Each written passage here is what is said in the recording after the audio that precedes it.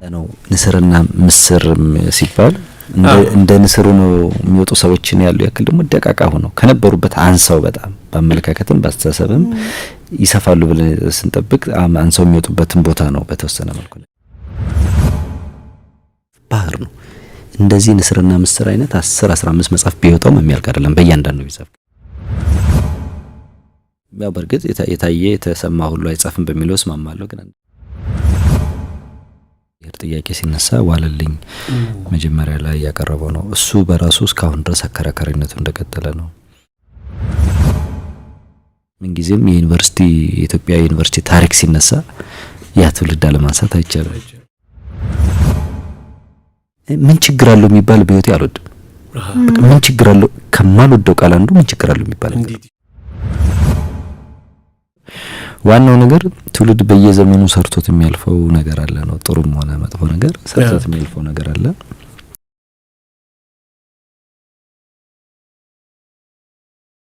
እንደተለመደው ዛሬ እንግዳ ሰዓታችን ነው። እኔ ቃል ኪዳን ኃይሉና ሩት ሽመልስ አብረን እንገኛለን ማለት ነው። ባለፈው ሳምንት ወጣት የደራሲ እንዲሁም ደግሞ ትልቅ ባለሙያ ገብዘንላችሁ ነበር። ታስተውሳላችሁ የነበራችሁ ቴዎድሮስ መብራት ይባላል። ቴዎድሮስ መብራት እንግዲህ የኢትዮጵያ የጥራት ሽልማት ድርጅት ዋና ስራ አስፈጻሚ ነው። እኛ በርግጥ የጋበዝነው ከዚህ ስራው ጋር የተገናኘ አይደለም። ንስርና ምስር በሚለው መጽሐፉ ዙሪያ ላይ ለመወያየት 2010 የታተመ መጽሐፍ ነበር። በይበልጥ አዲስ አበባ ዩኒቨርሲቲ ላይ አተኩሮ የተጻፈ መጽሐፍ ነው። ብታነቡት ብዙ ታተርፉበታላችሁ። በተለይ ሃይ ስኩል ያላችሁ ዩኒቨርሲቲ የተማራችሁ ያላችሁ ኦልሞስት ሁላችሁም ወላጆችን ብትሆኑ የዩኒቨርሲቲ ቆይታ ምን ይመስላል የገባችሁም ያልገባችሁም ብታነቡት በጣም ብዙ ታተርፉበታላችሁ። ትዝታችሁን ትውስታችሁን እንደ አዲስ የኮረኮራችሁ የምትዝናኑበት መጽሐፍ ነው። የምትወዱትም ቁም ነገርም ዘመኑን የምታዩበት መጽሐፍ ነበር። ስለዚህ ያንን ጭውውታችን ግን አልጨረስንም። ይሄን አስመልክቶ ከቴዎድሮስ ጋር ድጋሚ ለሁለተኛ ዛሬ እንኳን የመጨረሻ ነው ከተጣበቀ ጊዜው ነው የተገኘልን። ለምጨሻ ጊዜ ዳግም ተገናኝተናል ማለት ነው። ቴዲ እንኳን ደህና መጣ። በድጋሚ እንኳን ደህና ቆያችሁኝ። በድጋሚ ስለጋበዛችሁኝ እኔም አመሰግናለሁ። መልካም። እኛም ድጋሚ እድል ስለሰጠህ በጣም እናመሰግናለን። አሁን መግቢያው ሙዚቃ ላይ ይሄን ሙዚቃ አንተ ነው የመረጥከው። በርግጥ ምርጫውን እኔ ነኝ የጠየቅኩህ።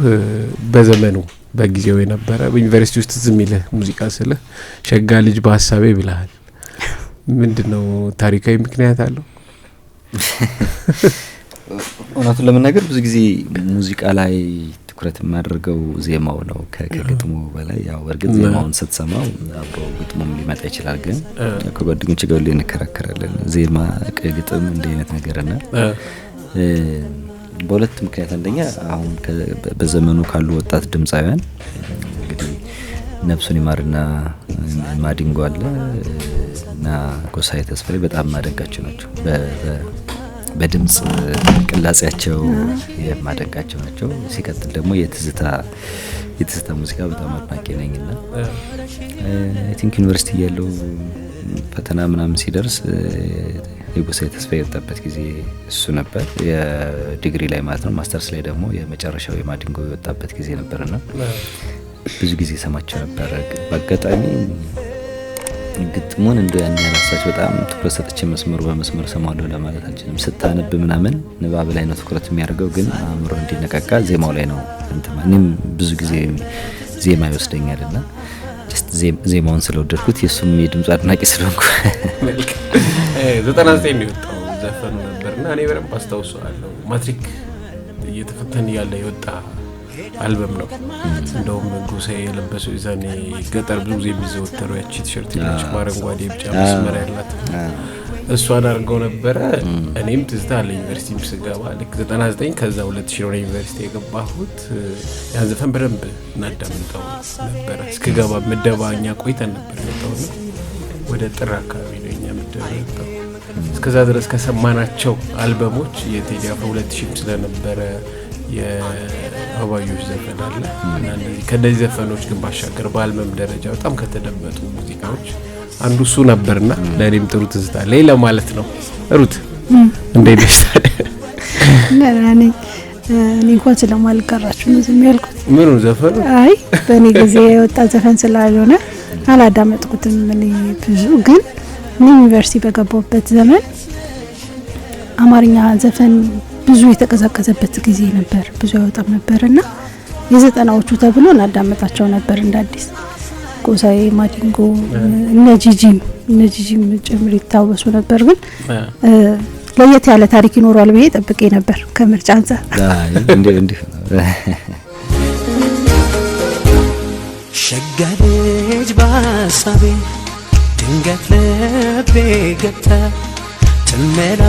ትመላለሳለች ቀን ማታ ቀን ማታ ቀን ማታ ቀን ማታ።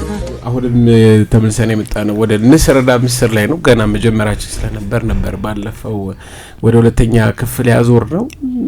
በስቲ ቀለል ካለው ጀምር ብለን ነው። ዛሬ ትንሽ ከፍ ያሉ ሀሳቦች እናነሳለን። ባለፈውም ከፍ ያሉ ናቸው፣ ግን በሀሳብ ደረጃ ደግሞ ከዩኒቨርሲቲው ሁኔታ አንፃር ለየት ባለ ሀሳብ እዛ ዩኒቨርሲቲ ውስጥ የሚነሱ ሀሳቦች እናነሳለን ብዬ አስባለሁ።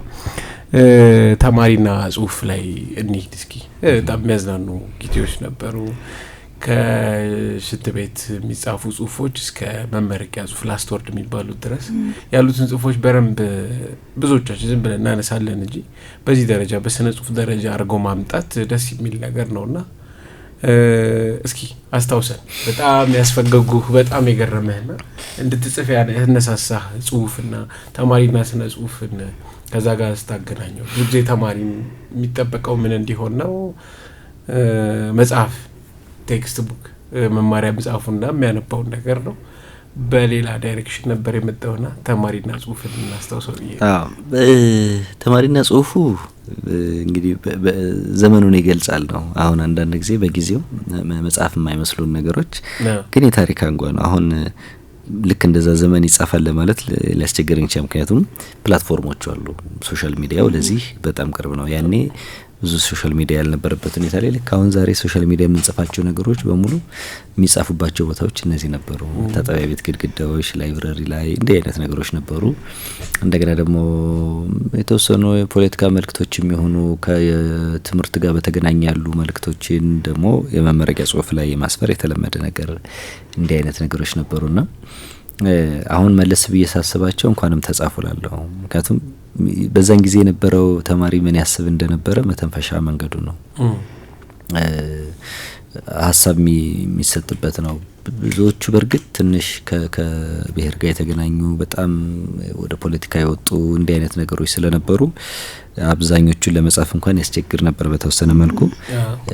ደግሞ ያው የተማሪ ወጣትነት ጊዜም ስለነበረ ከሴትና ወንድ ጋር የተገናኙ ጽሁፎችም እንደዚሁ ባልተናነሰ መልኩ ብዙ እንትን ይሉ ነበር። እንዲያውም አሁን ሁለተኛ አርቶት ሲሰራ አንዳንዶቹን ከዛ ላይ የማለዘብ ስራ ተሰርቷል። ያው አንዳንዴ ጋይ ስብሐት ነፍሳቸው ሊማር መጽሐፋቸውን እንትንል ነበርና እውነት ለመናገር ብዙዎቻችን እንኖረዋለን፣ ብዙዎቻችን ዋንቷን እናወራዋለን። ግን በመጽሐፍ መልኩ ሲሆን ሲነገር ምናምን ምቾት የሚነሱ ነገሮች ይኖራሉ። ያው በርግጥ የታየ የተሰማ ሁሉ አይጻፍም በሚለው እስማማለሁ። ግን አንዳንዴ ደግሞ በጣም አላላለ ሰዎች ምናረጋቸው ነገሮች ግን ስናወራቸው ምናፍርባቸው ነገሮች ወይ ደግሞ ምቾት የማይሰጡ ነገሮች ስለነበሩ በዛም ጊዜ የተሆናቸው ነገሮች ነበሩ። በኋላም እንደገና ትንሽ የከረከምናቸው ነገሮች እንዳሉ ሆነው ግን ዘመኑን የሚገልጹ ናቸው። በጣም ዘመኑን የሚገልጹ ናቸው። አሁን ለምሳሌ እንግዲህ ዩኒቨርሲቲ ማለት ዩኒቨርሳል ዓለም አቀፋዊነት ነው። ይዘው ከመጣው ጠባብ ዓለም ወደ ሰፊ ዓለም የምትገባበት ነው። በብዙ መልኩ ብርሃኑ ድንቄ እንዳሉት ነው። ጦጦ ጀርባ ራጉኤል ቤተክርስቲያን በነበሩ ጊዜ በቃ የሳቸው ዓለም ያቺ ነበር የምትመስላቸው። ከዛ ሲመለሱ ወደ አዲስ አበባ ሲመጡ ነው ሰፊ ዓለም እንዳለ ያው አውቀት ማነው አያሻራውም ከደንቢያ ጎንደር እስከ ዋሽንግተን ዲሲ በሚለው እንትን የጻፈው በጣም የሚገርም ግጥም አለ። እዛ ደንቢያ ያለ አጎቱ የጻፈው ብታየው ያለ የከተማውን የምንሆንና ሁሉ ጊዜ ከጠባቡ ዓለም ወደ ሰፊው ዓለም ስትገባ በብዙ ነገር ይሆናል። ዩኒቨርሲቲም እንደዛ ነው። ለምሳሌ ሃይስኩል እያለን ነው እንደምታስታውሰው አንድ መጽሐፍ ቢበዛ ስንት ገጽ እንዳለው እናውቃለን። እዚህ ዩኒቨርሲቲ ስትገባ ያ የአንድ ወር ትምህርት ብቻ ሊሆን ይችላል ያ ሞጁል ማለት ነው። በብዙ ነገር ነው የሚሰፋው። ከወላጅ ጋር ነበር የነበርከው እዚህ መተህ ራስ በራስ መቆምና ከሌላው ሰዎች ጋር ተባብረህ አብረህ እየበላህ አብረህ እየጠጣህ አብረህ እያወራህ በአንድ ጣራ ስር የምትኖርበት መብራት አታብሩ ማለታችን እንትና አትክፈቱ ማለታችን ራስህን አጀስት የምታደርግበት የተለየ ኢንቫይሮንመንት ቀላል ኢንቫይሮንመንት አይደለም። አንዳንዱ ከቤተሰቡ ጋር ብቻውን ሊኖር ይችላል የሚኖረው። አንዳንዱ ታላቅ የሆነና ታናሾቹን በአጠገቤ እንደተርፉ አትረብሽኝ እያለ ሊሆን ይችላል። አዎ እዛ ሲገባ ግን ያው ምንም ነውና ሁለተኛ ደግሞ የተለያየ ባህላዊ ነገሮች የምታይ አንዳንድ ከተሞች በባህሪያቸው መልቲካልቸራል የሆኑ መልቲ ኤትኒክ የሆኑ ይኖራሉ። አንዳንዶቹ ደግሞ ፕሪዶሚናንትሊ አንድ አካባቢ ብቻ ይሆናሉ። ምንም ጥያቄ የለውም። ለምሳሌ ትግራይ ውስጥ ወደ ገጠር ብትገባ አብዛኛው ያው ትግራይ ነው የሚሆነው። አማራ ክልልም ወደ ገጠር ብትገባ ተመሳሳይ ነው። በእያንዳንዱ ወደ ከዛ የሚመጡ ሰዎች የሚያደርጓቸው ነገሮች ኢንተራክሽኖች ስትመለከታቸው ለምሳሌ ዶርሙ ላይ ጫት ሲቅሙ አግኝቶ ወጥቶ ይቀረውል አለ ደንግጦ ወጥቶ ይቀረውል አለ። በቃ ያ ቦታ ላይ እንትን ማለት እሱን የሚያደርገው እንትን አለ። በአንዳንድ አካባቢዎች ደግሞ ኖርማል ሊሆን ይችላል በተወሰነ መልኩ። በአንዳንድ አካባቢዎች ጠላ መጠጣት ወይ እንደዚህ አረቄ መጠጣት ምናምን ነገር ኖርማል ሊሆን ይችላል። ለአንዳንዳቸው ደግሞ ሊከብድ ይችላል። ብቻ በብዙ ነገር በሰፊ ወደ የሆነ ባህር የምትገባበት ነውና እና ምን አለ መጨረሻ ብቻ እሰፋለሁ ብዬ ገብቼ ለመስፋት ገብቼ ጠብቤ ወጣው ያለው እንትን ብዙ ጊዜ ብዙ ነገሮች ብዙ መልእክትን እና የዘመኑን ሁኔታ የሚያመለክት ነው። ብዙ ሰው በሰላም ገብቶ ሲወጣ ብሔርተኛው ነው ይወጣል። ብዙ ሰው በሰላም ገብቶ ሲወጣ አክራሪው ነው ይወጣል። እና እሱ እንግዲህ ኔጌቲቭ ለዛ ነው ንስርና ምስር ሲባል እንደ ንስሩ ነው የሚወጡ ሰዎችን ያሉ ያክል ደግሞ ደቃቃ ሆነው ከነበሩበት አንሰው በጣም በአመለካከትም በአስተሳሰብም ይሰፋሉ ብለን ስንጠብቅ አንሰው የሚወጡበትን ቦታ ነው በተወሰነ መልኩ ነው። ለዛም ነው ንስርና ምስር የሚያልከው። አዎ እንጂ ከዛው ብዙ ፈን የሚያደርጉ ነገሮች በጣም ብዙ አመላለሶች ሰው በፈጣን እንትን ነው የሚመልሰው ምናምንና የምርም ልክ አሁን የተለያዩ ፔጆች አሉ አይደል ምክር የሚጠየቅበት አሁን የልጆች አስተዳደግ ተብሎ ስለ ትዳር ስለምናምን የሚወራበት ፔጅ አለ። ስለ ሴቶች የሚወራበት ስለ ቦይፍሬንዶች ጋር የሚወራበት እንዳለው ለዛም እንደዛ ነው። እንዲሁም ሁላችሁ ምን ይሻላል ምን ያ ከዛ ከታች አውጥተው በመጽሐፍ ነው ያደርጋልና እንደዛ ድረሽ ናቸው። በአንጻሩ ቲሸርት ላይ የሚወጡ ጽሁፎች የመልእክት ማስተላለፊያ ነበር። ማስታወሰው ፎሬን ላንጉዌጅ ኤንድ ሊትሬቸር የሚባል ዲፓርትመንት ነበርና አይ ቲንክ ሊትሬቸር የሚለው ይቀርና እንግሊሽ ላንጉዌጅ ብቻ ተባሉ አይነት ነገር ሚል ውሳኔ ተወስኖ ነበርና ኢግኖራንስ ኦፍ ሊትሬቸር ኢዝ ኢሊትሬት ብለው የጻፉት መልእክታችን ያስተላልፈ ያን ጊዜ ታሪክ ትምህርት ሊዘጋ ነው ምናምን እንዲህ አይነት ነገር አለ አይደለ? እንደዛ አይነት ነገር ኢዝ ዋት ዋዝ አይነት ነገር ታሪኮች እንደዛ አይነት ያ ለከሌለ የለም ከፊት አይነት ነው መልእክቱ በሚል ብዙ የኛን ጨምሮ ያው ብዙ እንትኖች ከመጡ በኋላ ነው እንግዲህ ብዙ ማስታወሰው ተሰብስቦ ነው ከዛ በኋላ በጣም ቤስት የሆነ የተመረጠውና we advocate justice system not justice system ነው እንትን የተባለ እንግዲህ እዛ ውስጥ ያው ሲስተሙንም ደግፎ ይገባል በርግጥ ቲሸርቱን እንዲለብስ እንደገና ደግሞ ጀስቲስ ሲስተሙንም ይደግፋል። ብቻ እንደ አይነት መልእክቶች ለመጀመሪያ ጊዜ ለምሳሌ በኦሮሚያ ክልል የነበረው እንቅስቃሴ ሲጀመር ኦሮሚያ ፈርስት የሚለውን ቲሸርት ራሱ እኛ ከመናገራችን በፊት አልጀዚራ ላይ ከተናገረው በኋላ ወዲያው መመረቂያ ቲሸርታቸው ላይ እንደዛ አይነት የሚል ነገር ነበር። አይ ቲንክ የኦሮሚያ ቋንቋ ተማሪዎች ዲፓርትመንት ይመስለኛል። አንዳንዶቹ ሲያቸው ትንሽ ለቀቅ ያለ ነበር ማለት ነው ላለው አሁን አንዳንዶችን እንደ አይነት ነገሮች በተለያየ መልኩ መልእክቶች ይተላለፍ ነበር። ገርሞኛል እውነት ለመናገር ዩኒቨርሲቲ ውስጥ አሁን በዚህ በጽሁፍ የተነሳ ጸብ ተነስቶ ነበር እና በሁለት በትግራይና በአማራ እዚህ ላይ እንደጻፍከው በትግራይና በኦሮሚያ ተማሪዎች ማለት ጸብ ነበሩ እና በዛ ደረጃ ትንሽ የድሮ የአዲስ አበባ ዩኒቨርሲቲ አይነት ስሜት ተሰማኝ። የድሮ ሲባል 60 አይነት ለቀቅ ያለ ነበር የሚለው ፊልም የፕሮፌሰር እንድሪያስ ተጽዕኖ ነው? ዘመኑ የተሻለ ነበረ ወይስ ምንድነው? ምን ታዘብክ አንተ ካየህ? እኔ አሁን አንዱ እኛ የምናየው ነው። ከዛ በኋላ ግን አናቅም። እንደዛ አስተባባሪዎች ያው አንዳንዴ አሁን ቲሸርቶቹ ተለብሰዋል። 1-2 ቀን ነው የምንለብሳቸው ኦሮሚያ ፈርስ ለምሳሌ ተለብሷል። አዎ ከዛ በኋላ ግን አስተባባሪዎች እንሰማለን። አንዳንዴ አስተባባሪዎች የሉም ተወስደዋል ምናምን እንዲህ አይነት ነገር በርቀት እንሰማለን። እንግዲህ ውስጡን ካላየህና ወይ አንተ 1-2 ቀን ካልገባህ ታላጣቀው ትችላለህ። እንዲህ አይነት ነገሮች ነው። ጸቡስ በዛ ደረጃ ማለት እሱ ነው በጣም አንድ ፒስ ክለብ ላይ የምናነሳው። አሁንም ድረስ ወደ ኋላ መለስ እየሳሰበው የታሪካችንን ማሳፈሪ ሊሆን የሚችለው ነገር እሱ ነው የሚል ነገር ነው ማለት። አንዳንድ ጊዜ መነሻው ምንም ሊሆን ይችላል። ሞባይል ሊሰረቅ ይችላል፣ እግር ኳስ ላይ ሊሆን ይችላል ጠቡ የሚነሳው። ግን እየወጣ ሲሄድ ቅርጹን እየቀየረ ነበር። ከሌ ብሔርና ከሌ ብሔር ተጣሉ አይነት ነገር ይሆንና ያልሰማው ሁሉ ይቀላቀል ነበር። ለምሳሌ አንዴ እንትን ተማሪዎች ተጋጩ እንደዚህ በቡድን ተከፋፍለው። ከዛ ታች ነበርን እያየን ነበር ቁመን ያው አዲስ ነገር ስለሆነ ወደኛ ሲመጣ ላይ መጣ የሚለው ነገር ምን ማጣራት እና አንዱ ከላይ ተንደረደረ መጥቶ በመካከላችን አለፈና 2 ድንጋዮች ወርውሮ ተመርሶተኛ ማለት ወደ ዶርሙ እንደገና ሄደ ገብቶት። ከዛ ምን እያረክ ነው ብቻ ተጣልቶ ነው መሰለኝ ምናምን ብሎ ሄዶተኛ ከእንቅልፉ ነው የመጣ እና በማግስቱ በአጋጣሚ የወረወረው ወደ ራሱ ሰዎች ነበሩ።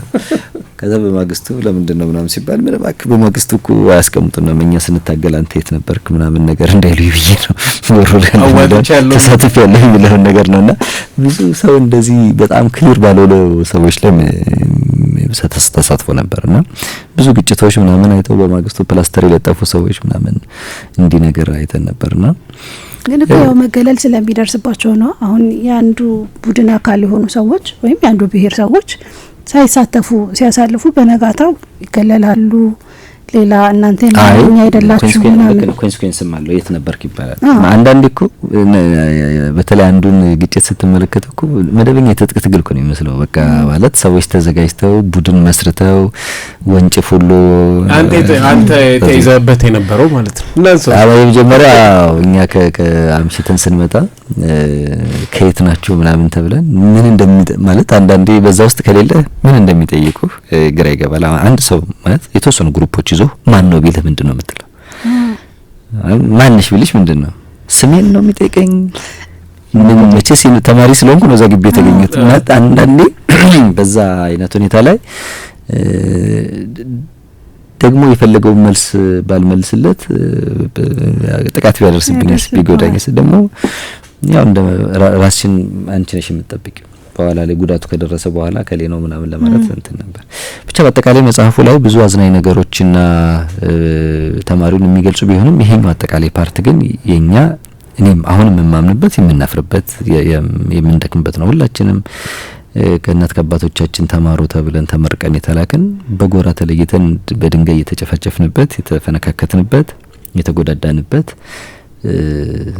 ማለት እንግዲህ እያንዳንዱ በዘመኑ የሚጠቅሰው ነገር አለ አይደል? መልመድ መቻል አለብን። የምናፍርበት ነገር ነው። አንዳንዴ ከዛ የወጣው ነው ዛሬም መጽሐፍ ላይ እንታነሳለን። እና እንደ አይነት ነገሮች ነበሩ ነው። እሺ ግን እኮ ላይክ አሁን እኔ ዩኒቨርሲቲ ስገባ ዌልካም ፓርቲ ይዘጋጅ ነበር። ዌልካም ይባላል እና በእናንተ ጊዜ አላውቅም በብሄር ነበር ዌልካም የምትባለው እና የአዲስ አበባ ልጆች ብቻ የአዲስ አበባ ልጅ ዌልካም ይደረግልናል። ሌላው ከኦሮሚያ ክልል ለመጡ ዌልካም ኦሮሚያ ክልል ተማሪዎቹ ያዘጋጃሉ ቀድሞ የነበሩትና ይሄ ራሱ ልክ ስትገባ ይከፋፍልሃል። ፈልገህ አይደለም ተከፋፈለው። አንዴ ደግሞ ዛኛው መስመር ውስጥ ከገባክ በኋላ መውጣት አትችልም ወይ እኔ እዚህ ውስጥ አይደለሁም ማለት አትችልም። ስለዚህ ተማሪዎቹስ ምን ማድረግ ይችሉ ነበር?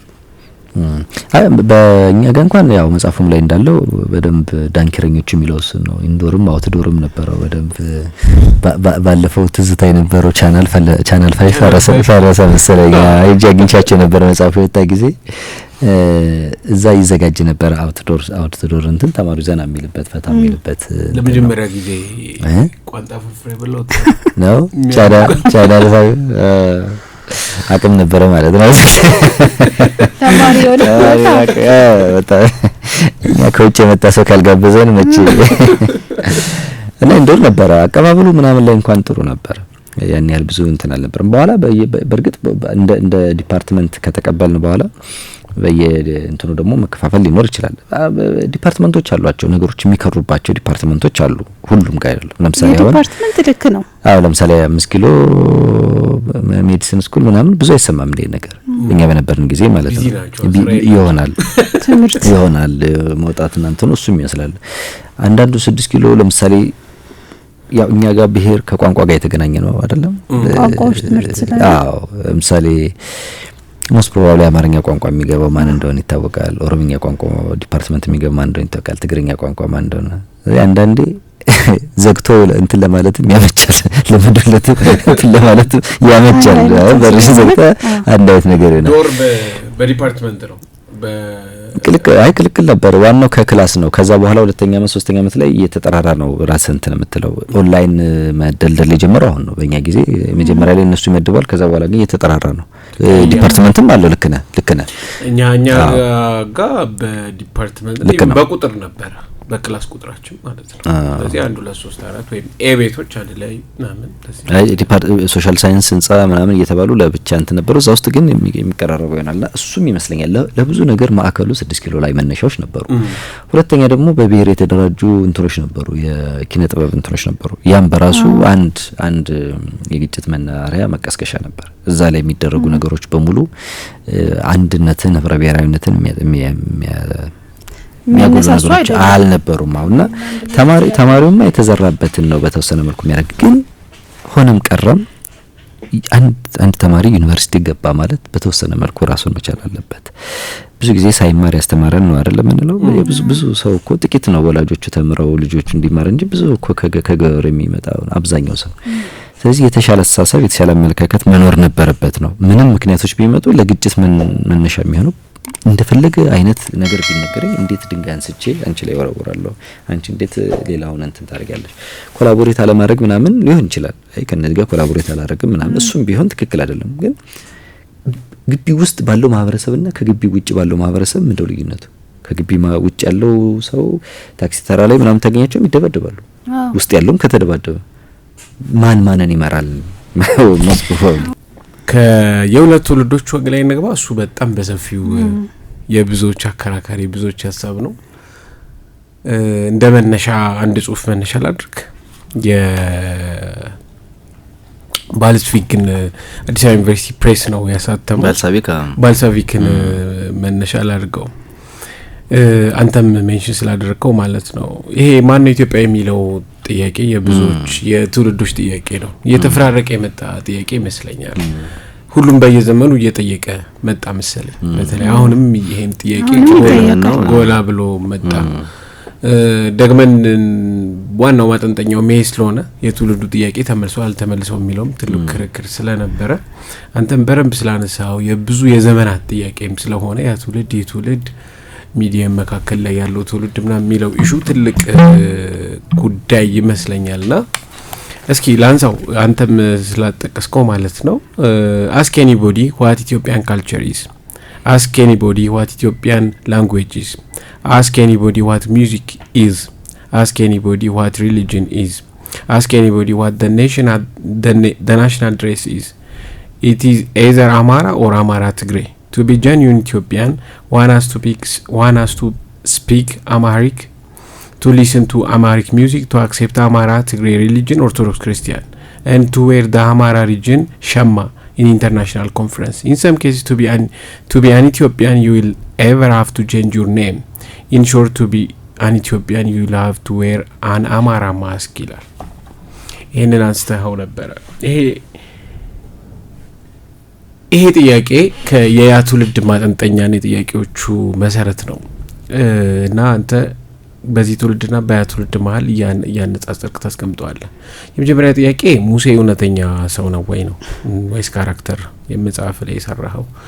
ሁለተኛ ይሄ ጥያቄ አሁንም መጥቷል እንዴት ታየዋለህ የሚል ነው። ምክንያቱም ብዙ ሰዎች ጋር ሄደሃል፣ ብዙ መጽሐፎች አንብበሃል። የዶክተር እንዳለጌታ ከበደ የህይወት ተፈረታ ወሪን ዘስካይ የፎክሎር አስተማሪውን አንስተሃል። እንዲሁም ደግሞ ፕሮፌሰር ባህሩ ዘውዴ the revolution የጻፉት እነዚህ ሰዎች በረምብ አጣቅሰሃልና ገብሩ አስራትን እነዚህ አጣቅሰሃልና እንዴት አየኸው?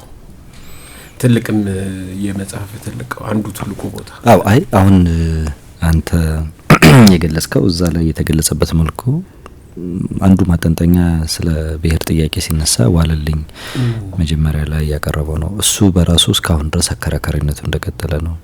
አከራካሪነት ሴንስ በዛን ጊዜ ምንድነው ኤርትራውያን ክሮኮዳይል ሲባሉ የነበሩት እነሱ ጽፈውት ግን በወሎየው ዋለልኝ መኮንን እንዲቀርቡ ሆኗል። ያጓደኛው ማርታ መብራቱ ኤርትራዊት ስለሆነች የሷ ተጽዕኖ ነው እንዲህ የሚሉ አሉ። አንዳንዱ ደግሞ በራሱ የዋለልኝ በዋለልኝ ስም ይወጣ እንጂ በዛን ጊዜ የነበረው የተማሪዎች እንቅስቃሴ የኮሚቴው አቋም ነው የሚሉ አሉ። አወዛጋቢነቱ እንደቀጠለ ነው።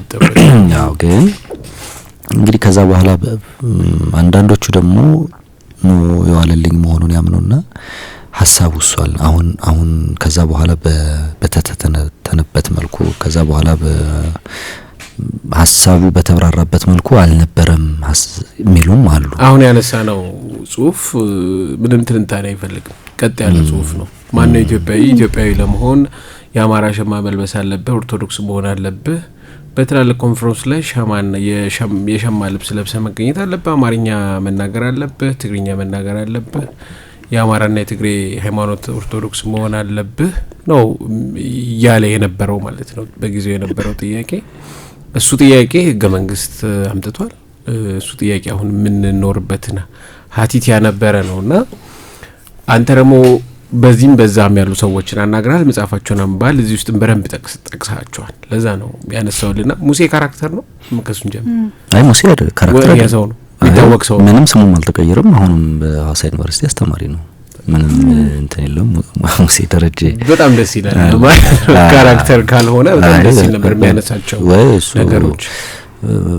ፌስቡክ በኋላ ከእንትኑ ስትወጣ ፌስቡክም ላይ ብትፈልገው ታገኛለህ። ሄኖክም በተመሳሳይ እዛ ላይ ያሉት ነገሮች ሙሉ በሙሉ ምንም የተቀየረ ስም የለውም።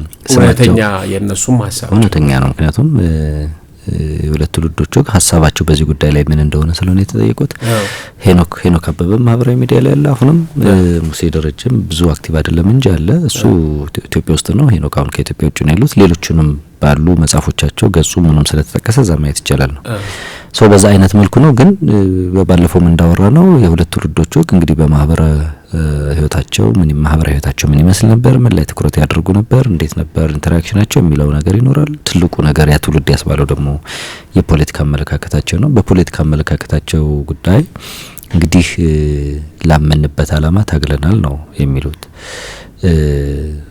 በዛ ጉዳይ ላይ ኦፍ ኮርስ ኢትዮጵያ የብሔር ብሔረሰቦች እስር ቤት ናት የሚለው ነገር ያጎሉ ነበር። ምንም አንድና ሁለት የለውም።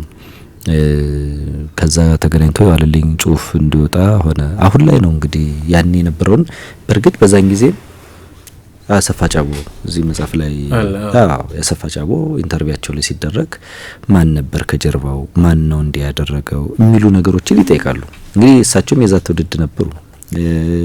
በኋላ ላይ እንደም ጋሻ ማን ነው ዶክተር ፈቃድ አዘዘኩ ከዛ ከትግሉ በኋላ እኔ መሬት ላራሹ ትውልድ ላይ ነበረው በኋላ ላይ አጣሁት። ማርሽ ባንዱ ሁሉ ምን ሁሉ ያ ትውልድ የሚታወቅበት በመሬት ላራሹ ነበር። በኋላ ግን አጣሁት። ፓርቲው ነው ከመጡ በኋላ መሬት ላራሹ የሚለው ነገር ኦሬዲ ደርጋ ውጆት ስለነበር ያን ፈልግ ያጣሁት ይላሉ። እንግዲህ እንትኑ ላይ እነዚህ አከራካሪ ጉዳዮች ናቸው። በእኔ በኩል ለማድረግ የሞከርኩት የተለያዩ ሀሳቦችን ማቅረብ ነው። እነዚህን ሀሳቦች አቅርቦ ሰው የሚማረው ነገር የሚወስደው ነገር እንዲወስድ ለማድረግ ነው። ግን ምን ጊዜም የኢትዮጵያ ዩኒቨርሲቲ ታሪክ ሲነሳ ያ ትውልድ አለማንሳት አይቻልም። ምንም የሚታወቅበትም ነገር ስለሆነ እንግዲህ ስኬታማ አልነበረም ወይ፣ ተጸጽቷል አልተጸጸተም ወይ፣ በተለያዩ መልኩ አንዳንዶች መጽሐፍ ላይ ትንሽ ምልክት አሳይተዋል። እንዳጠቃላይ ግን የባህሩ ዘውዴንም ኦራል ዶክመንት ያደረገው አንድ መጽሐፍ አለ። እሱ ላይ በይፋ የተስማሙት ነገር ማን ነው ይቅርታ የምንለው ነው። ማለት ሳክሪፋይስ ከፍሏል፣ ብዙ ዋጋ ከፍሏል፣ ብዙ ነገር አድርጓል። የተነሳንለት አላማ ከሽፏል የሚሉ አሉ፣ አልከሸፈም የሚሉ አሉ። አንዳንዶቹ ከሽፏል ይላሉ፣ አንዳንዶቹ አትሊስት ዘውዳዊ ስርዓቱን አስወግዷል የሚሉ አሉ። ሙሴ ምን አለ? ዘውዳዊ ስርዓት እንደዛ ብዙ እንትኖች አሉና በዛ አይነት መልኩ ነው ግራገኝ ያየንባቸው አግባብ ማለት ነውና መጨረሻ ላይ እንደው የትውልድ ምርጫም ሁሉ ነበር መጽሐፍ ጽሁፉ ላይ እንዳየው የሚለውን ነገር አሁን እንግዲህ ባለፈው ሳምንት እንዳወራንበት እኔ ከኮሚትመንት አንፃር ያ ትውልድ ደስ ይለኛል ብያለሁ። ሙሴ ያው እዚህ ነው የተናገርኩት፣ መጽሐፉ ላይ ምንም ሀሳብ የለኝም። ሙሴ ደግሞ ነገሮችን ለማስተካከል እዚህ ትውልድ አባል መሆን ብሎ ይመርጣል። ፕሮፌሰር ገብሩ አስራት 10 በፈታ እዛ ትውልድ አባል መሆንን አስቀድማለሁ ብለዋል። ዶክተር ፈቃድ አዘዘ ከዛ ቀደም ይሉና ከሁለተኛው የጣሊያን ጦርነት ወይም የጣሊያን ወረራ በፊት የነበረውን ያ ትውልድ ያስቀናኛል ይላሉ። ለሀገር የነበረው ፍቅር እንትናቸው ፈሪሃ እግዚአብሔር ነበራቸው፣ እውቀትና ፈሪሃ እግዚአብሔር ነበራቸው፣ ስነ ምግባር ነበራቸው እና ደጃዝማች ተክለሐዋርያትን እና መርሲያዘን ያ መሆኑ ነው እንግዲህ ልክ ያኛው የናይለ ስላሴ ባች በአጠቃላይ ማለት ነው እና ባቻልከው እንደዛ ኃይለ ስላሴ በነበሩበት ጊዜ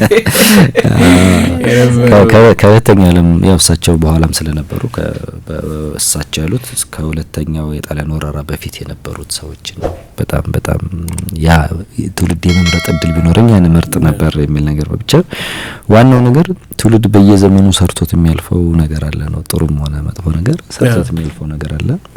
እንግዲህ ዋናው ሁሉ ጊዜ ምን የማስበው ነገር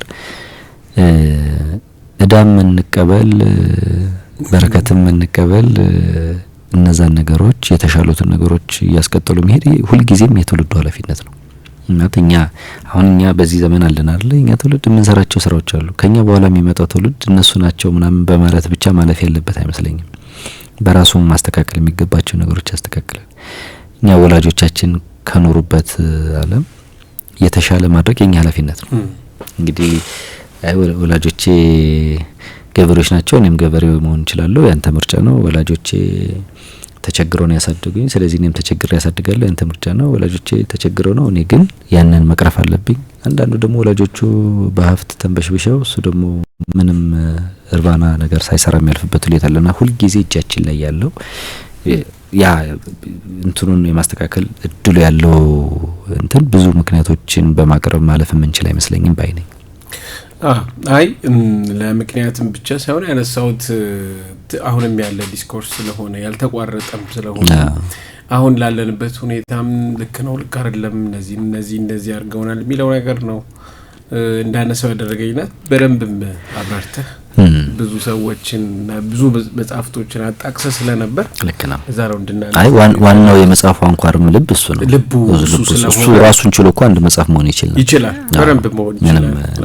ለዛ ነው ያነሳሁትና አሁንም አልተመለሰም እንዴት እስካሁን ድረስ ያንን ጥያቄ ነው ያነሳው። መመለስስ ግን ይችላል ትክክለኛ መልስ ይኖረዋል ማለት ነው አይደለም የሚባል ነገር እኮ አይደለም። ይሄ ልክ ነው።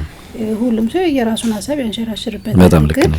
ላይክ አንድ የዚህ ትውልድ ሰው እነሱን ተጠያቂ የሚያደርግ ሰው አለ። እነሱ ናቸው የዘሩብን የሚያጭድ ነው ምናምን እንላለን። በሌላ በኩል ደግሞ ግን ደግሞ እኛ ምርጫ አለ ማስተካከል ደግሞ እንችላለን። አንተ እንዳልከው ማለት ነው ላክ ቤተሰብክ ሳይማር ስለኖረ አንተ አትማር ማለት አይደለም። ወይም ገበሬ ስለሆነ ገበሬ ትሆናለህ ማለት አይደለም። ምርጫው ከተሰጠክ መቀየር ይቻላል። ግን ደግሞ ሲስተሙ አይፈቅድልንም። ይሄም ደግሞ አለ። ስለዚህ ኮንቨርሴሽኑ ሁሌም የሚቆም አይመስለኝም። ግን ምናልባት ለአድማጮች ምንድነው ሀገራት የተለወጡ ያደጉ ምናምን ሲሆኑ ከተሞች ይስፋፋሉ፣ ኢንዱስትሪያላይዜሽን ይስፋፋል። ስለዚህ የሚያመርተው በግብርና ሙያ የሚሰማራው ሰው ቁጥሩ እየቀነሰ ኢንዱስትሪያል እየሰፋ ይሄዳል። እሱን ከማለታችን አንጻር ነው ምናልባት በኔጌቲቭ እንዳይረዱንም ለማለት ነው።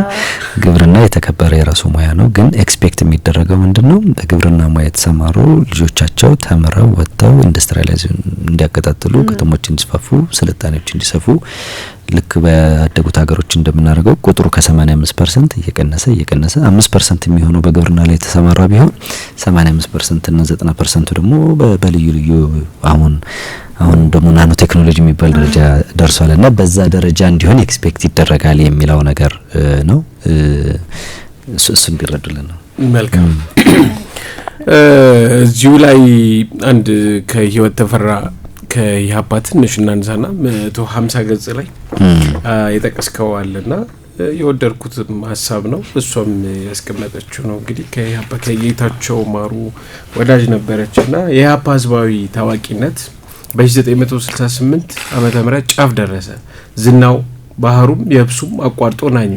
ሁሉም ስሙን በሹክሹክታ ጠራው። ኃይልና ይበገር መስሎ ታየ። ወደ ሰማየ ሰማያት መጠቀ። ደመናውም ጨረቃውም ለሱ ተንበረከኩ መሰሉ።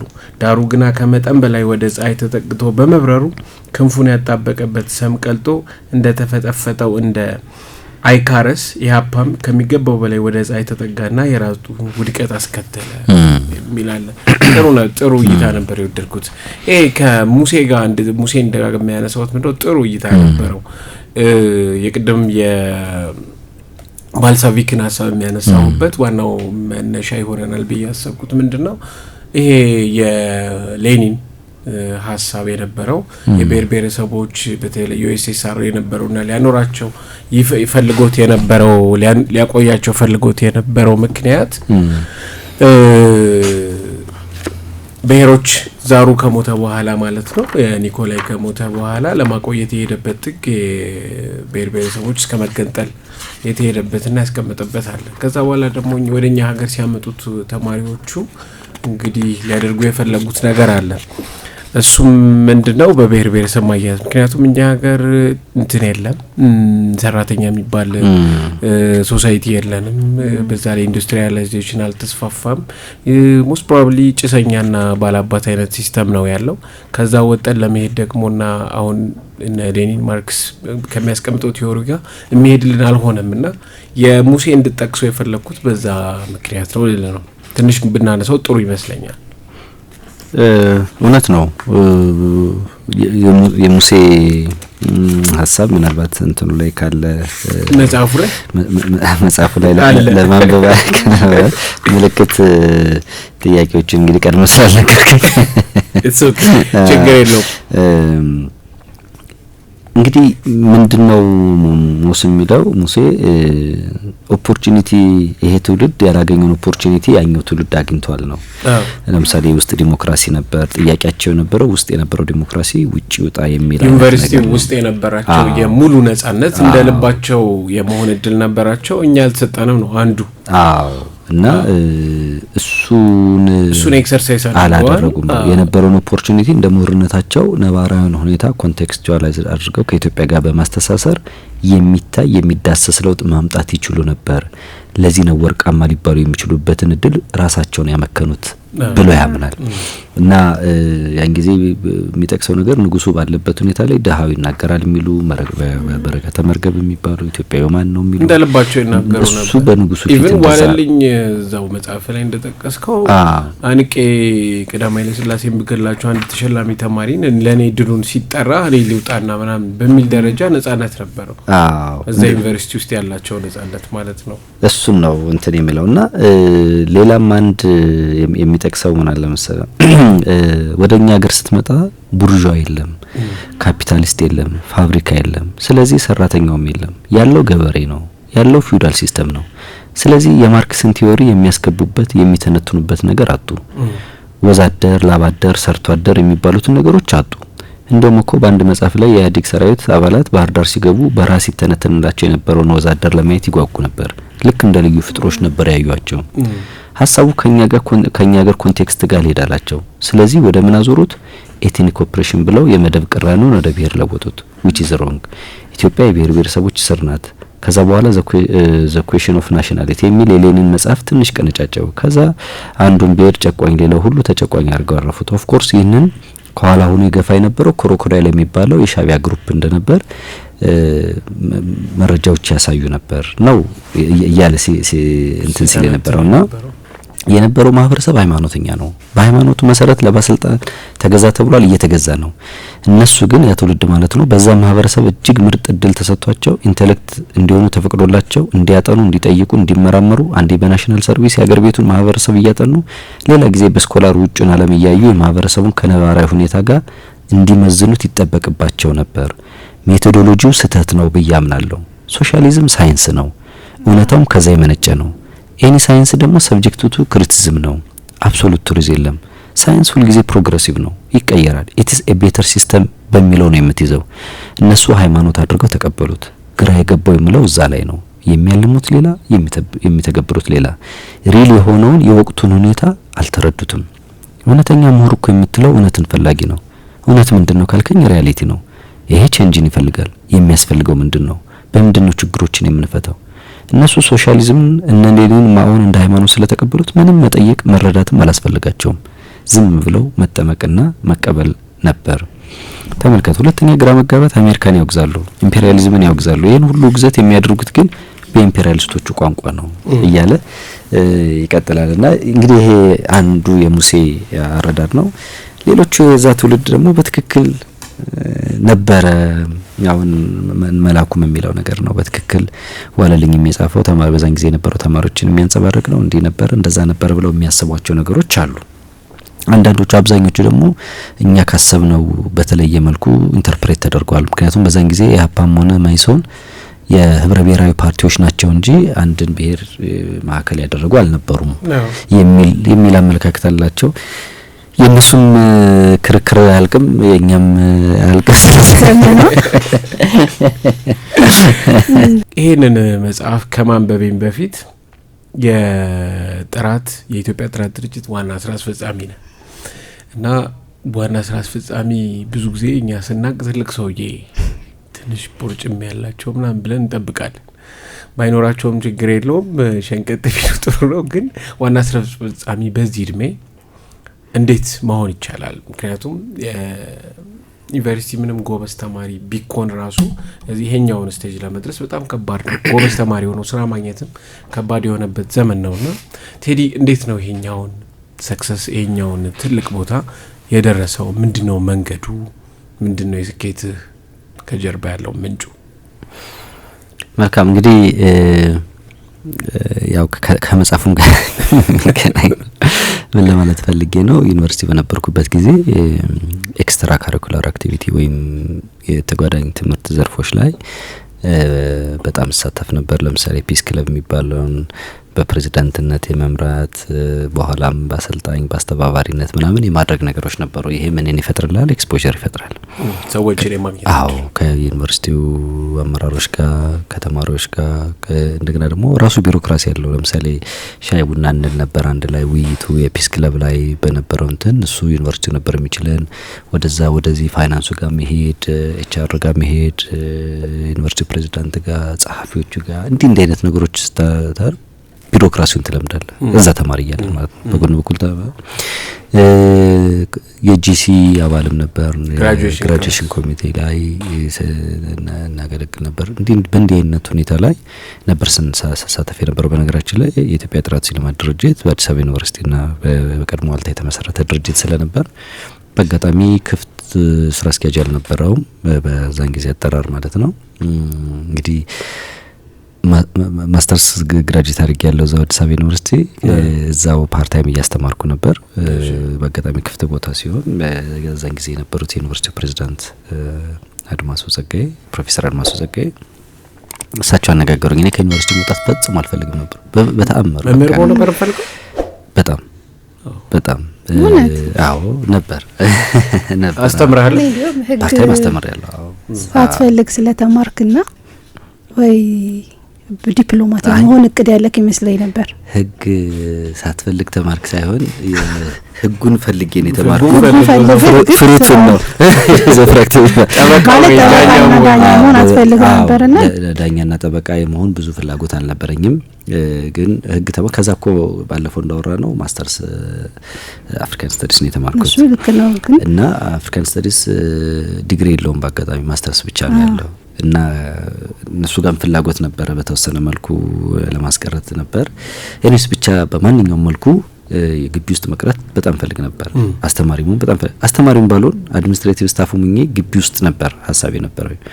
ከሳቸው ጋር ስናወራ እኔ ከዚህ ግቢ መውጣት በጣም ይከብደኛል አይነት ነገር ሲሆን አዲስ አበባ ዩኒቨርሲቲን አቋቋመው የሚል ነገር መጣ።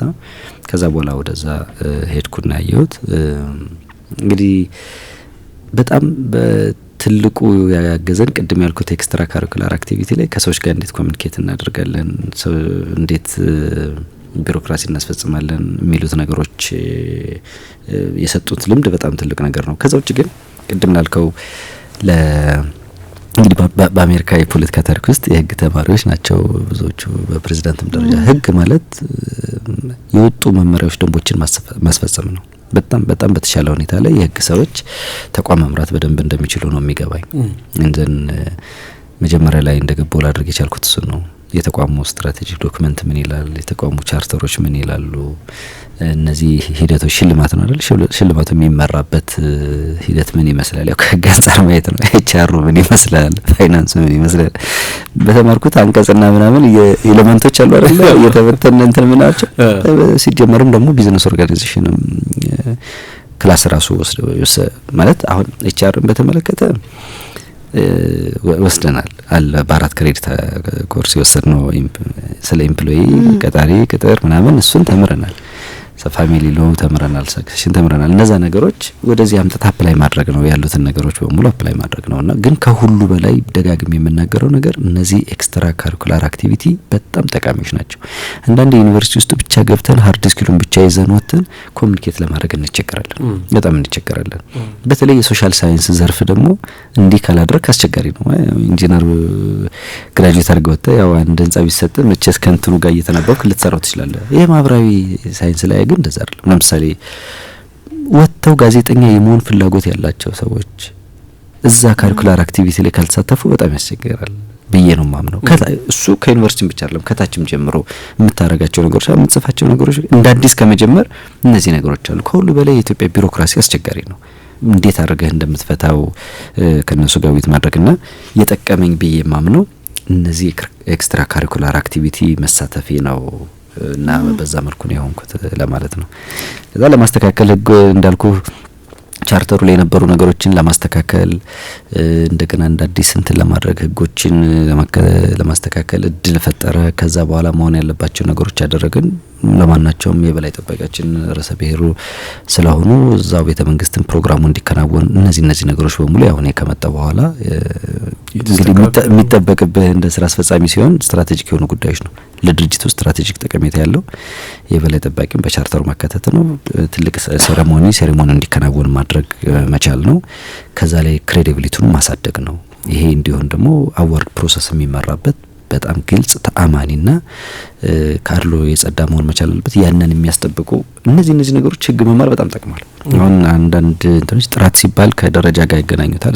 እሱ ማለት አይደለም። ያው ለምሳሌ ሆስፒታሎችን እናያለን፣ ከፍተኛ ትምህርት ተቋማት ይገመገማሉ። ኮንስትራክሽን ተቋማዊነት ነው የሚታየው። ኢትዮጵያ ውስጥ መሰረታዊ ችግር ተቋማዊነት ነው ብለን እናምናለን።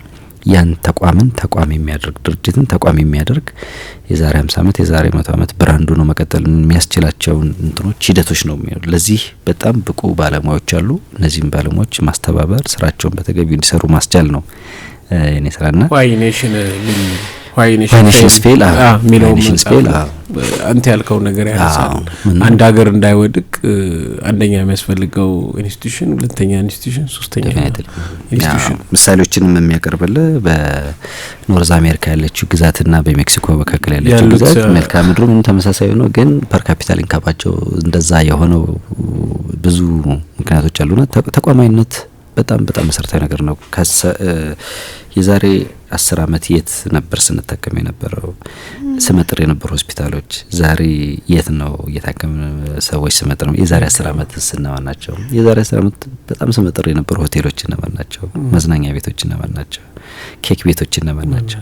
ዛሬ ስነማን ናቸው? የዛሬ 10 አመት ለምንድን ነው ማስቀጠል ያቃተን? ለምንድን ነው ያንን ነገር ማስቀጠል?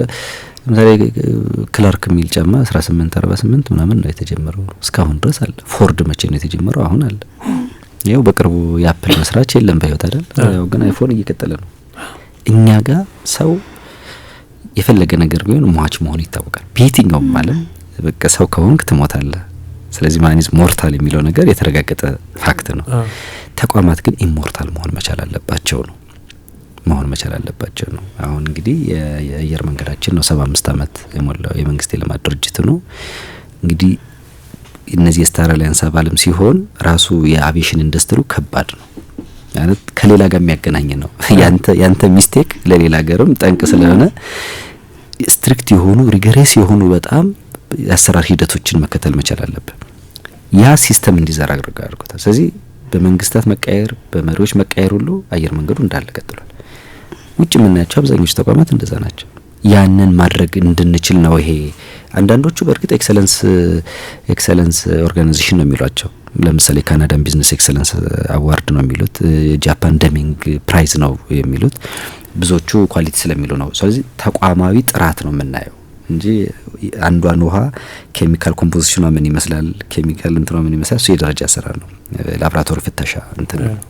ግን ውሃውን ያመረተው ድርጅት አመራሩ ምን ይመስላል፣ ፖሊሲዎቹ፣ ስትራቴጂው ምን ይመስላል፣ የሀብት አያያዙ ምን ይመስላል፣ ተቋምን ተቋም ሊያደርጉ የሚችሉ አሁን ያሉት የፋብሪካው መሪዎች፣ የፋብሪካው ስራ አስኪያጆች፣ የፋብሪካው ባለቤቶች የዛሬ ዓመት የዛሬ 30 ዓመት ላይ ኖሩ ይችላሉ። ግን ሜክ ሹር ዛት ለዛ የሚያስችል መደላድል ተሰርቷል ወይ የሚለው ነገር ነው እየሰራን ያለ ነውና ያው ከዚህ ጋር ለማገናኘት ግን የዚህ ሁሉ መሰረቱ እዛ በፊት ያካበትናቸው ነገሮች ናቸው።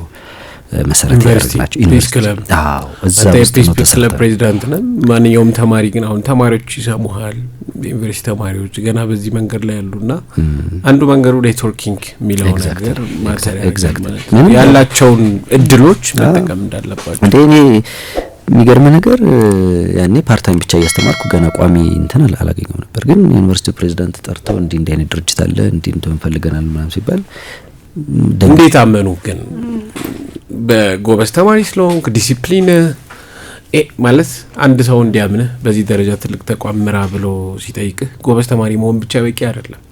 ሰው ሌላም ነገር ሊያምንብህ ይችላልና ፐርሰናልም ቢሆን ለሰው ያስተምራል ብዬ ስለማስብ ነው የሚጠየቁና እንዴት አመኑ? አይ አሳች ዩኒቨርሲቲ ፕሬዚዳንት ግሬዴንም ያውቃሉ ለማለት አልችልም። ማለት ያን ያህል ፒስ ክለብ ነው። አዎ ምንም አንድ ነው። የት ግሬድም አልተጠየቅኩም። ብቻ ማስተርስ ጨርሻለሁ። ይሄ የሚሰጣቸው ነገር አለ። ማስተርስ መጨረሻ የሚሰጣቸው ነገር አለ። ከዛ ውጪ ግን እንዳልኩ እኔ ኤክስትራ ካሪኩለር ብቻ ሳይሆን ትንሽ መጽሐፍ ማንበብ ጠቃሚ ነው።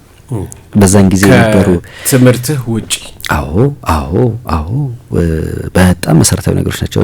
ማለት አንዳንድ ጊዜ አሁን እኔ ዩኒቨርሲቲ ሁለተኛ ዓመት እያለሁ ነበር አና ፍራንክ ነው ያነበብኩት እና እሷን ሳነብ ምንም እንዳልሆንኩ ነው የተሰማኝ። ምንም በዛ እድሜ ይሄን ሁሉ መጽሐፍ አንብባለች እንዴ? እኔ እኮ በጣት የሚቆጠር መጽሐፍ አንብቤ እኮ ራሴን እንዳዋቂ ራሴን እንደ መጽሐፍ ከሚያነቡ ጎራ መድብ ነበር በዛን ጊዜ። ለካ ምንም ነኝ የሚለው ነገር ነገረኝ።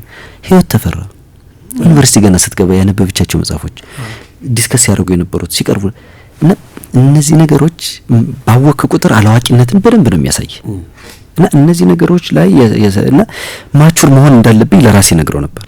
ማቹር መሆን መቻል አለብኝ የሚለውን ነገር እና እውነት ለመናገር ለምሳሌ ቲሸርት ለብሼ ምናምን ስጫወት ቆይቼ 9 ሰዓት ላይ ከፕሬዝዳንቱ ቀጠሮ ካለኝ ሩጬ ዶርም ሄጄ ሸሚዜን አውልቄ ሸሚዜን አድርጌ ነው ፕሬዝዳንቱ ጋር የምገባው። እንዲ ያው በርግጥ አሁን ነው መላጣ የሆንኩት። በዛን ጊዜ ጸጉር ነበረኝ ሲጀምረኝ ያልነበረኝ እንዳይመስላችሁ እና እንደዛ አላረገም። ጸጉሬንም በስራ ተስተካከል ነበር፣ ለቦታው ክብር ሰጥ ነበር እና ፕሬዝዳንቱ ጋር ዲሲፕሊን ማለት ያ ዴፊኒትሊ ፕሬዝዳንቱ ጋር ዩኒቨርሲቲ ፕሬዝዳንት ጋር ሰገባ እንዴት ነው ያስኩትን ሐሳብ በ3 ደቂቃ ውስጥ መናገር የምችለው የሚለው ነገር ኤክሰርሳይዝ አድርግ ነበር።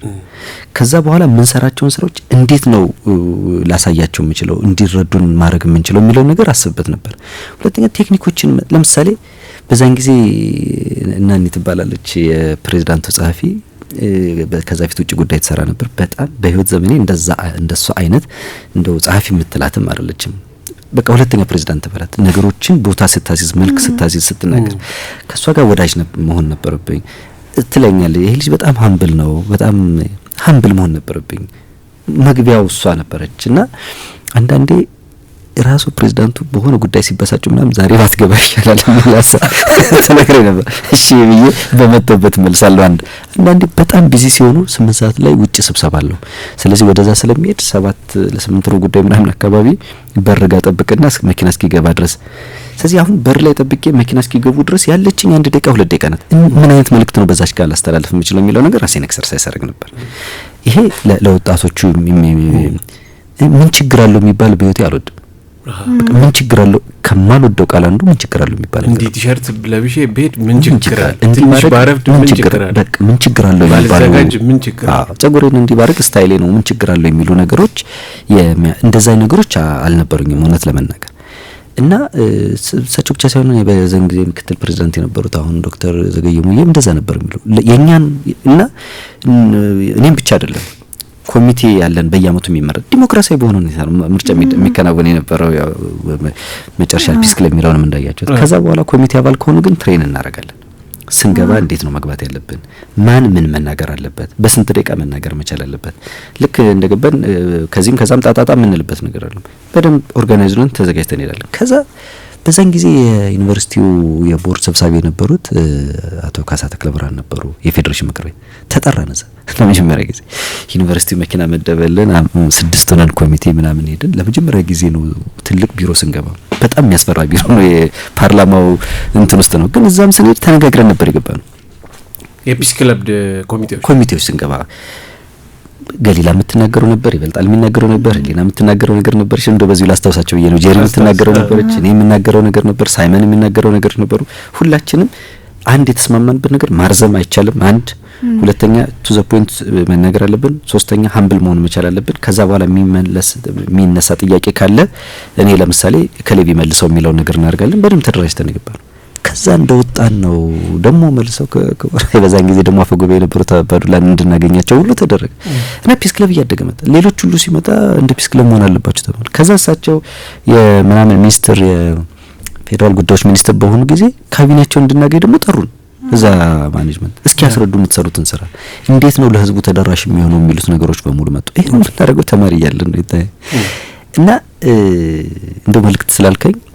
ዲሲፕሊን ማተር ድል መጠቀም ኤግዛክትሊ የመጀመሪያው ዲሲፕሊን ማተር ያደርጋል ምን ችግር አለው የሚለው ነገር እናስወጣው በእያንዳንዱ ጉዳይ ላይ ለምናረጋቸው ነገሮች መታመን አለብን ችግር አለ ሁሉ ጊዜ ብለን ማሰብ መቻል አለብን ሁለተኛ ጥሩ ሰዎች ሃምብል ናቸው ጥሩ መሪዎች ሃምብል ናቸው አንድን ሰው ቀርባችሁት ሃምብል ካልሆነ የትም አይደርስም እውነት ለመናገር አሁንም አንዳንድ የፈለገ መንግስት የሥራ ኃላፊነትን ቢኖር የፈለገ ሀብትን ቢኖር ሃምብል እስካልሆንክ ድረስ ካንተ ጋር የሚቀጥል ነገር አለ ሃምብልነስ በጣም መሰረታዊ ነገር ነው ትሁት መሆን ከዛ ግን እድሉን መጠቀም is important በጣም ምን ማለት ነው ግልጽ መሆን እድሉንስ ማለት አይደንቲፋይ ማድረግም እኮ አለበት የትኛው ነው እድል የሚባለው እውነት ለምሳሌ ወደዚህ ስንመጣ አናገሩኝ አይደል ካንዳንድ አልተቀበልኩም ይታይ ማለት ፓርታይም ነው እያስተማርኩ ያለሁት ቀጣይነት ያለው ነገር አይደለም ፓርታይሙ የሚመጣው ከ6 ወር በኋላ ነው አሁንም የቤተሰብ እጅ ያያየው ነው ያለሁት እንደ ተመረኩ 3-4 ወር እሳቸው እንደዛ ሲሉኝ ግን ደሞዝ አለው ምን አለው እንዴ ምን ችግር አለ ገብቼ 3-4 ወር ደሞዞች እንደዛ የሚል ነገር ቅድም ያልኩት ነገር ነው መታመን መቻል አለብኝ ሰው ነው ሪከመንድ ያደረገኝ ስለዚህ ማሳፈር መቻል አይደለብኝ 3-4 ሰዎችን አናገርኩ ሪሊ ይሄን ስራ ችሏለሁ ወይ የሚል ነገር ከጓደኛ እንድመሩት አወራው ከፋሚሊ አንድ የተማረ ፕሮፌሰር ነበር እሱ ጋር አወራሁኝ መጨረሻ ግን እንደወሰነ ያደረገኝ የዲፓርትመንት ሄድ በዛን ጊዜ የአፍሪካን ሴንተር ፎር አፍሪካን ኤንድ ኦሪየንታል ስተዲስ ዶክተር ቅድስት ትባላለች እሷን ገብቻ አናገርኩ እንዲህ አይነት ኦፈር መጥቶ ነበር ምን ላድርግ ሰዓት ምን አደረካለችኝ አይ እንዲህ ያረኩ ነው የመረጃ እየሰበሰብኩ ነው ምናምን አለች ሰማችኝና እሷ በጣም ጥሩ ነገር ነገረችኝ ብዙ ተማሪዎች አስተምሬያለሁ ማለት ካንተ የሚበልጡ ጎበዝ ተማሪዎችን ማስተማር ያለው አንተ ከነሱ የሚለይ ብላ ቀደም ያልኩት ነገር በጣም ሃምብል ነህ እንዘን በጣም ኮሙኒኬሽን ስኪል በጣም ጥሩ ነው እና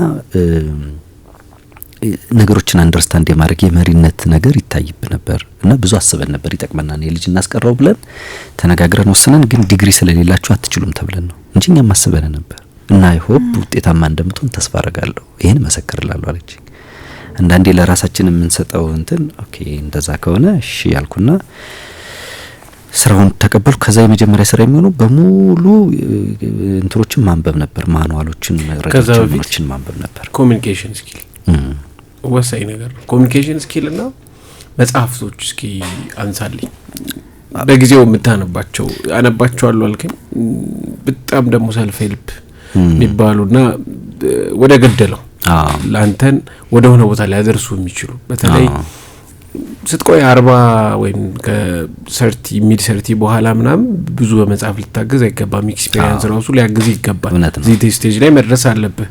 ካልደረስክ በርግጥ አትሊስት ማንበብ መልካም ነው። ግን አንተ በዚህ ስቴጅ ላይ በዚህ እንደ አይነት ዲሲፕሊን እንደዚህ አይነት ፕላን እንደዚህ አይነት አርቆ ማለምን ያሳየ የረዳህ መጽሐፍ አለ ከትምህርት ውጪ?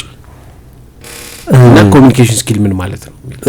ጥሩ ነው እንግዲህ እሱ ደግሞ ወደ ኋላ ስንመጣ ወደ ኋላ እንትን ነው ሃይ ስኩል ምናምን ያለው ደግሞ ያው ቤተክርስቲያን ምናምን ያገለግል ነበር ብያለሁ። ሰንበት ተማሪ ነበርኩ ምናምን ኢትዮጵያ ኦርቶዶክስ ቤተክርስቲያን እዛ ላይ የምናደርጋቸው ነገሮች አንዱ ትህትናው ሀምብልነቱ የሚመጣው እዛ ነው። እኔ እችላለሁ እኔ ያውቃለሁ ምናምን እንደዛ አይነት ነገሮች አልነበሩም። እሱ አንዱ መሰረታዊ ነገር ነው። ሁለተኛ ይሄ መጽሐፍ ቅዱስ ምናምን ስታነብ አንዱን ካንዱ ጋር በተለይ አሁን የተተኪ መምህራን ምናምን እየተባለ የሚሰጥ ስልጠና ነበር። አንዱን ጥቅስ ከሌላው ጋር ታሪክ ጋር አሁን መጽሐፍ ቅዱስ ላይ ታሪኮች አሉ። አንዱን ጥቅስ ከሌላ ታሪክ ጋር እያገናኘ መናገር ምናምን እነዚህ ነገሮች በሙሉ የማሰብ እንትንህን ከፍ የሚያደርጉ ነገሮች ነበሩ። ከዛ ውጭ ግን አብዛኞቹ መጽሐፎች ጠቃሚ ናቸው።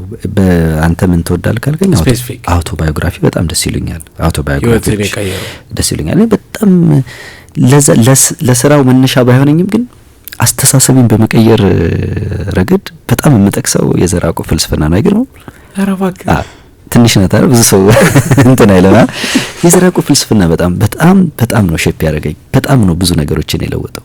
ብዙ ደረጃ የዘራቆ ፍልስፍና ነበር። አሁን ነው ብሩህ ዓለም ነህ ሲያመጣው ነው በደንብ ማስተርስ ላይ ነው እንደ አጠቃላይ ቀየረኝ የሚለው መጽሐፍ ነው።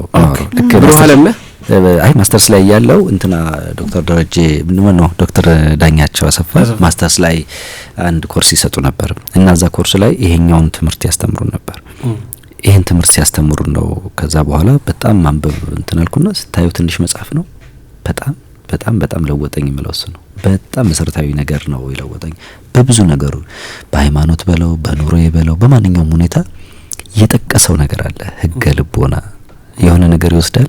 በህገ ልቦና የሳሰበው እውነቱን አላገኘሁትም ይላል። በህገ ልቦና ጋር ሳመዛዘነው ትክክሉን አገኘሁት ይላል። እሱን ኢማኑኤል ካንት ሪዝን የሚለው ነው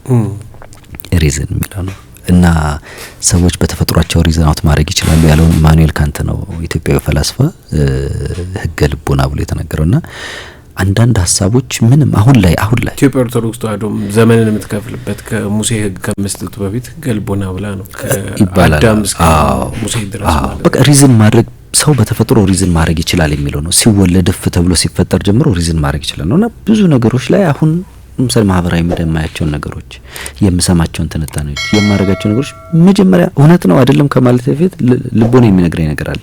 ያን እንዲሰራ ኤክሰርሳይዝ ያረኩት ይመስለኛል።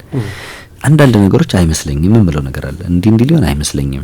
ከዛ ሪዝን አውት ለማድረግ ለምንድን ነው ያልመሰለኝ? ምክንያቱም እንዲህ ከሆነ ምን ሊያገኝ መጨረሻ ላይ እንዲህ በመንግስትም ሳይድ ይሁን በተቋሚም ሳይድ ይሁን በማንኛውም ሳይድ ይሁን የሆነ ማድረገው ነገር አለ። ያን ኤክሰርሳይዝ እንዳደረገኝ እቺ መጽሐፍ ረድታኛለች እንደው እንዳጠቃላይ ሲሆን። ከዛ ውጭ ግን ለኮሚኒኬሽን ስኪል ያልኩ ያሆነውን ነገር ነው ማለት እንግዲህ አስተማሪ ስትሆን እንደምን ትናገራለህ፣ ወላጅ ሲሆን እንደምን ትናገራለህ፣ ከጓደኛ ጋር እንደምን ኮሚኒኬት ታደርጋለህ፣ እንደገና የሥራ ኃላፊ ስትሆን እንዴት ታደርጋለህ፣ ካለቆች ጋር እንዴት ትገናኛለህ የሚሉት ነገሮች ስኪሎች ናቸው በተወሰነ መልኩ። ለምሳሌ ወሬ አቋርጬ አላውቅም። ሰውም ሲያቋርጠኝ ደስ አይለኝም።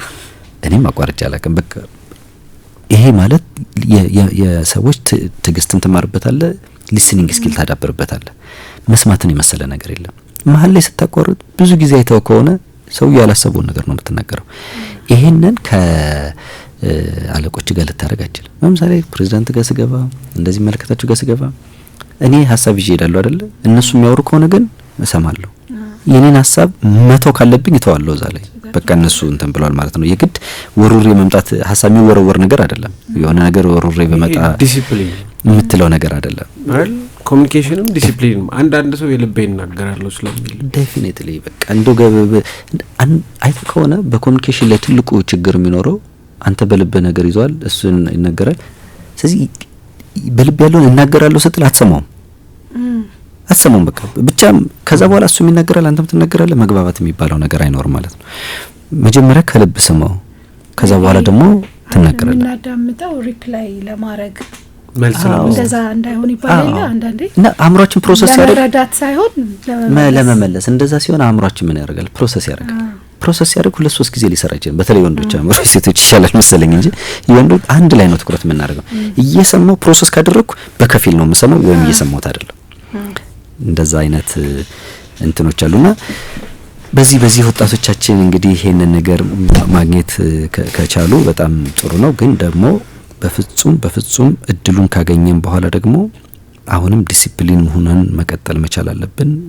ባንቀይርም ስራ ሁሉ ጊዜ ያንን ቦታ ስናገኘው ማክበር መቻል አለበት። ስራ አለቃዬ ስራ ነው ምናምን ይባላል አይደል? ለሱ መታመን ያስፈልጋል። እውነት ነው ወጣት ነህ የሆኑ ነገሮች ላይ እንትን ለማለት እድሉ ሊኖር ይችል ይሆናል። ግን ያንን ማለፍ መቻል አለብህ። ያንን ስታልፍ ነው እንግዲህ 7 አመት ሆነኝ። በዚህ 7 አመት ውስጥ ለራሴ ልደቴን አክብሬ አላውቅም። ግን ስራ የጀመርኩበትን እስከ ብዙ ጊዜ አስበው ነበር። ስራ የጀመርኩበት ምንድነው? ካምና ዘንድሮ የለወጥነው ነገር ምንድነው? አዲ ያረግነው ነገር ምንድነው? ያሻሻልነው ነገር ምንድነው? የሚሉትን ነገሮች ለራሴ ሁሉ ጊዜ እነግራለሁ። ኢንጌጅ ማድረግ እንደዛ ነገሮች ማድረግ ጥሩ ይሆናል ብዬ አስባለሁ። ግን ተቋም ይሆናል። ግን አንዳንዴ አሁን አንተ ኃላፊ ነክ ከስረክ ያሉ ሰዎች የሚረብሹበት ጊዜ የለም። አንዳንዴ ኃላፊ የሆነ ሰው ጥሩ መስራት አስቦ ጥሩ እየሰራ ከታች የሚያበላሹበት ሰዎች ይኖራሉ። ስለዚህ አንድ ተቋም ዘላቂ እንዲሆን እንደዚህ አይነት ችግር ሲያጋጥማቸው ምን ማድረግ ይኖርባቸዋል? እንግዲህ የመጀመሪያው ኤችአር ማኔጅመንት በጣም ወሳኝ ነው። ማለት ንብረቶችን እቃዎችን ምናምን እነሱን ኮንትሮል ነው የምታረጊው፣ ትቆጣጠራለሽ። በቃ ይሄንን እዚህ ጋር ካስቀመጥሽው እዛ ጋር ካስቀመጥሽው አንቺ እንዳልሽ ነው። ሰውን ግን ኮንትሮል አይደለም ማኔጅ ነው የምታረጊው። ራሱ ሂውማን ሪሶርስ ማኔጅመንት ነው የሚባለው እንደ እንትን ይተላል። ስለዚህ እሱን በመሰረቱ ነገር ቪዥን ሼር ማድረግ ኢምፖርታንት ነገር ነው። እዛ ተቋም ውስጥ ምንድነው ራዕያችን ምንድነው? እሱን ሼር ማድረግ ያስፈልጋል። ያንን ራዕይ ልናሳካ የምንችልበት ምን አይነት ኤቲካል ቫልዩስ ኤንድ ቢሊፎች አሉን፣ አቲቲዩዶቻችን ምን መሆን መቻል አለባቸው፣ ኦርጋናይዜሽናል ካልቸራችን ምን መሆን መቻል አለበት የሚለውን እሱን መሰረታዊ አድርጎ ማስረጽ ያስፈልጋል። እሱን ካደረጉ በኋላ በጣም ጎበዝ ሰራተኛውን ማበረታታት ያስፈልጋል። ደከም የሚለውን ነገር ማሰልጠን ያስፈልጋል። እንደዛ አድርጎ ደግሞ ሁሉም ካልተሳካለት ደግሞ እዛ ተቋም አልተሳካለትም ማለት ሌላ ተቋም አይሳካለትም ማለት አይደለም። ምንም ይሄኛው እንትኖች መታለፍ የሌለባቸው ጉዳዮች ናቸው። እንደዛ እያደረግን ነው የሚበረታታውን እያበረታታን፣ የሚደገፈውን እየደገፈን፣ የሚቀነሰውን እየቀነስን ነው ሁሉ ጊዜ ተቋም ልንገነባ የምንችለው። በዛ ሂደት ውስጥ የኔ ነው ወዳጄ ነው ጓደኛዬ ነው ዘመዴ ነው እንደዚህ ነው የሚሉት ነገሮች ባዝ እንዳረጉን መጠንቀቅ ይኖርብናል። ከዛ ውጪ ያሉት ነገሮች ዋናው የሊደሩ ሚና ቪዥኑን ሼር ማድረግ ላይ ነው።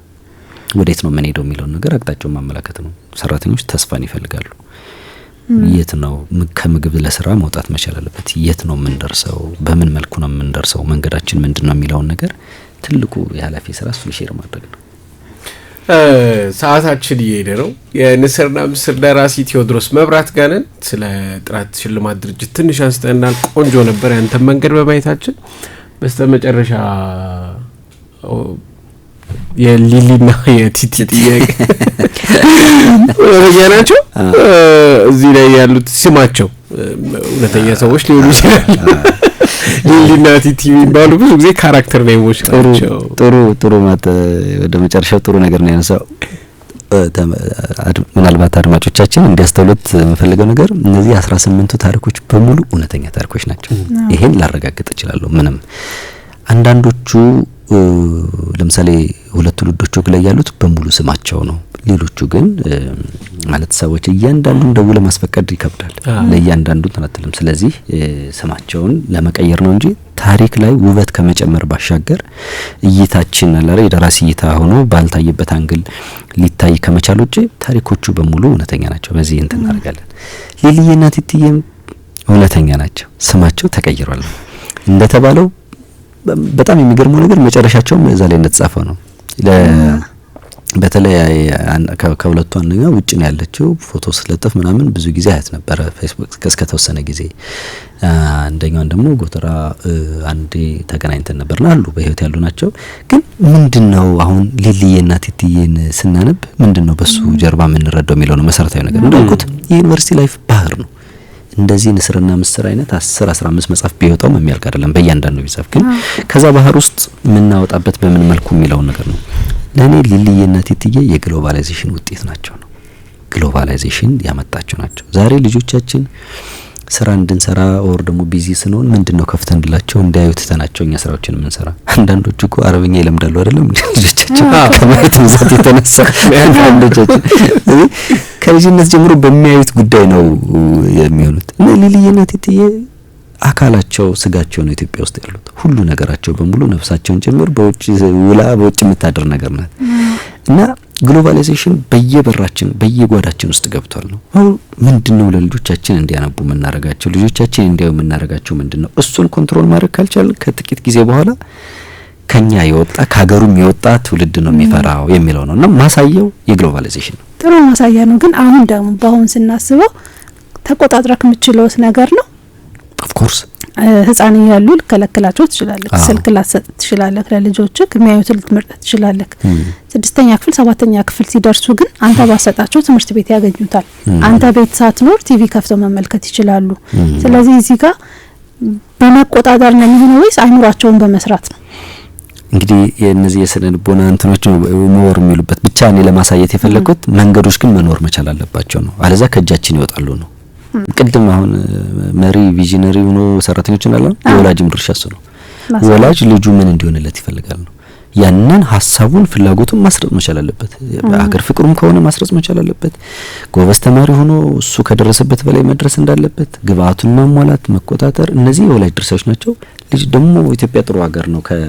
እንደ ውጮቹ እንደዚህ የምንለው ነገር አይደለም። ዛሬም ድረስ ልጆቻችን የማሳደግ ነጻነት ማሳደግ በፈለግነው ነገር የማሳደግ ነጻነት አለ።